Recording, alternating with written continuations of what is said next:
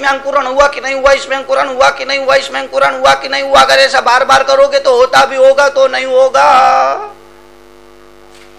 हाँ सच है। मैं जब बहुत छोटा था, एक छोटे से गांव में मेरा जन्म हुआ, मध्य प्रदेश के दमोह जिले के गुंची गांव, बहुत छोटा सा कस्बा था।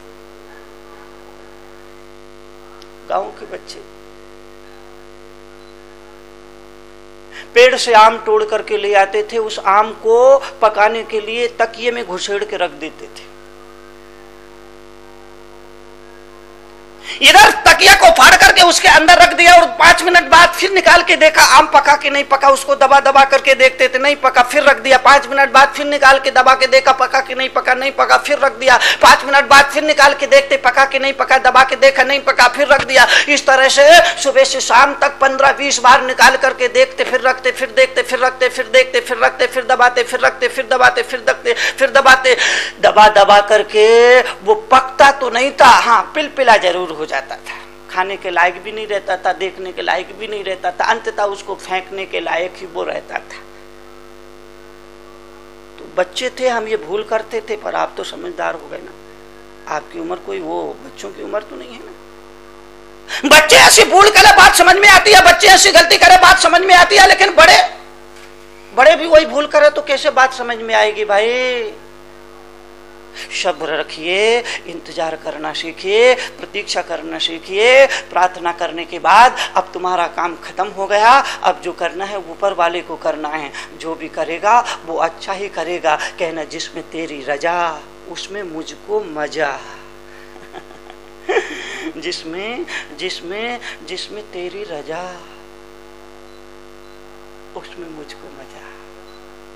बात तो काफी समझ की। एक बार फिर चारों प्रश्नों को दोहराऊं। पानी में एक चीज नहीं होती है, वो छुआछूत की भावना। आसमान में एक चीज नहीं होती है, वो है खम्मे। जमीन में एक चीज नहीं होती है, वो है घमंड। और मनुष्य में एक चीज नहीं होती है, वह है सब्र, वह है संतोष। मन की बाल्टी जो अभी बिन पैंदी की है, ये बिन पैंदी की बाल्टी को कुआं में डालोगे, कुएं में जाएगी, लगेगा बाल्टी भर गई। बाहर निकालोगे, लगेगा बाल्टी खाली है, खाली लगे, खाली दिखे। इसीलिए मैं निवेदन करना चाहता हूं, गुजारिश करना चाहता हूं कि इस मन की बाल्टी में, बिन पैंदे की बाल्टी में संतोष का पैदा लगा लो। बस समझना तुम्हारी बाल्टी भर गई। ये आप मेरी अंजलि को हाथ को देख रहे हो ना, इसमें आप रेखा देख सकते हैं, हस्त रेखा। जब कोई आदमी तंबाकू खाता है, गुटखा खाता है, तो तंबाकू को हाथ में लेकर के यूं मलता है। वो मल रहा है, तंबाकू नहीं मल रहा है, वो अपने भाग्य की रेखाओं को मिटा रहा है। बात को समझना, बात बड़ी साधारण सी है। उन लोगों के लिए जो तंबाकू खाते, उन लोगों के लिए जो तंबाकू खाते, उन लोगों के लिए तंबाकू खाते, ये बड़ी नसीहत की बात है, बड़ी सीख की बात है, बड़ी समझ की बात है। जब आदमी तंबाकू को खाता है तो खाने से पहले उस तंबाकू को अपनी हाथ हथेली में रखता है और हथेली में रख करके यूं अंगूठे से यूं मसलता है। वो आदमी अंगूठा, वो आदमी तंबाकू को नहीं मसल रहा है, वो आदमी धीरे धीरे अपनी भाग्य की रेखाओं को मसल रहा है, सौभाग्य की रेखाओं को मसल रहा है। और इस तरह मसलते मसलते मसलते वो खुद अपने हाथों से अपने भाग्य की रेखाओं को मिठा लिया करता है, भाग्य की सौभाग्य की रेखाओं को खत्म कर दिया करता है। और फिर रोता है, फिर चीखता है, फिर चिल्लाता है। पर अब क्या होगा जब चिड़िया चुग गई खेत, चिड़िया खेत चुग जाए तो फिर कुछ भी बचता नहीं है। इसलिए सब्र रखिए। अगर आपने तंबाकू खाने की आदत से लत से बाज आ गए और आपने तंबाकू खाना छोड़ दिया है, सिगरेट पीना छोड़ दिया है, बीड़ी पीना छोड़ दिया है, गुटखा खाना छोड़ दिया है, पाउच खाना छोड़ दिया है, तो अब इंतजार करिए, थोड़ी सी प्रतीक्षा करिए, थोड़ा सा सब्र रखिए, थोड़ा सा धीरज रखिए। मन में तलब उठेगी, मगर अपने संकल्प को मजबूत बनाइए, अपने विल पावर को मजबूत बनाइए। कहना कि मर जाऊं तो मर जाऊं, मगर इस जहर को हाथ नहीं लगाऊं, ये बात मैं इसलिए कह रहा हूँ कि कुछ लोग महीने के लिए, 15 दिन के लिए, महीना 2 महीने के लिए इन बुरी आदतों को छोड़ देंगे, धीरे से फिर उसी लाइन पे आ जाते हैं। गंगा नहा के आए, बाहर आके फिर कीचड़ डाल लिया, तो आपने क्या किया?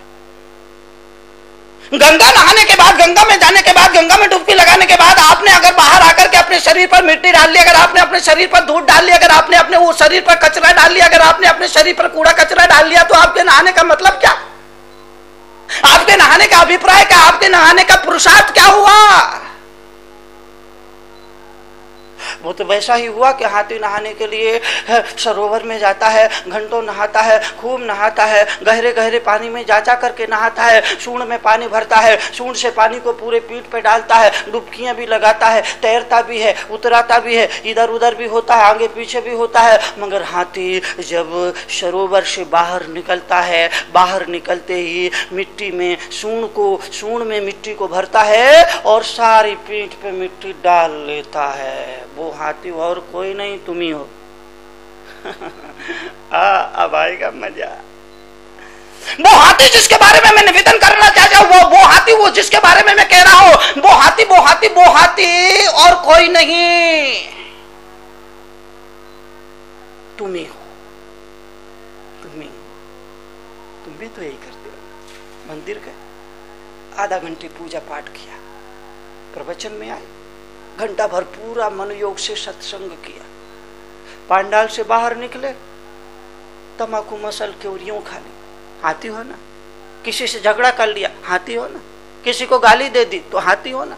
क्रोध कर लिया, अभिमान कर लिया तो हाथी हो ना। छल कपट की, मिलावट की, रिश्वतखोरी की तो हाथी हुए ना। वो हाथी और कोई नहीं, वो हाथी और कोई नहीं। मुनि तरुण सागर जैसे लोग कहेंगे कि वो हाथी तुम ही हो, क्योंकि तुम भी इसी आदत से जीते हो, तुम भी इसी आदत से जीते हो, तुम भी इसी प्रकृति में जीते हो। मंदिर में जाते हो, मस्जिद में जाते हो, गुरुद्वारा में जाते हो, चर्च में जाते हो, तीर्थ पर जाते हो, तीर्थ यात्रा पर जाते हो, और वहां से वापिस आकर के उसी दुनिया में, उसी पुरानी दुनिया में, उसी पुराने जीवन में फिर खो जाते हो, फिर रम जाते हो, फिर जम जाते हो। तो वो हाथी तुम ही हुए। उस हाथी का नहाना व्यर्थ चला जाता है, और तुम्हारा मंदिर में आना और सत्संग में बैठना वो भी व्यर्थ चला जाता है। इसलिए फिर निवेदन करूं, फिर गुजारिश करूं, फिर अनुरोध करूं,